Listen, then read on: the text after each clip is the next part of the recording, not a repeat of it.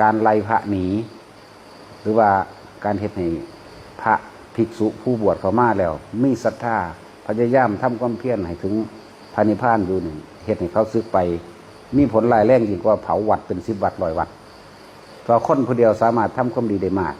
ทั่วโลกก็ยังได้เข้าใจบ่ล่ะอันซ้ำเผาวัดซ้ำทุบพระพุทธรูปนี่โดยวัตถุนี่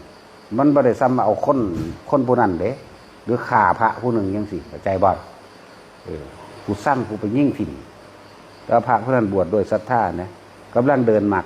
พยายามเดินทางเพื่อสิ่งถึงซึ่งพระนิพพานอยู่แม่นบ่นั่นแหละบาปนักเผาวัด100 วัดก็บ่สู่ขาพระภิกษุผู้เดียวชื่อไว้โลดไปก็เลยสิภาษาหยังกับไหลพระที่เขาเจ้าสิทำให้ธรรมะของพระเจ้าสว่างกระจ่างแจ้งเพื่อเป็นที่พึ่งของสัตว์โลกทั้งโลกเด้แต่ว่ากูเอาอารมณ์กูมาเป็นไงนี่กูไหลกูบ่พอใจนี่แน่นอนคิดบ่ออกก็แล้วกันบาดสิตายตึ๊บเขาเลย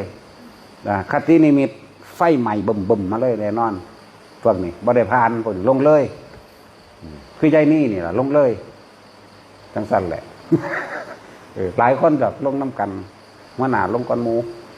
นะทั้งสั้นแหละเขาไม่ได้ปิดบังได้ธรรมะเขาเปิดเผยได้ปิดบังมันเศร้าหมองจากว่าล่ะ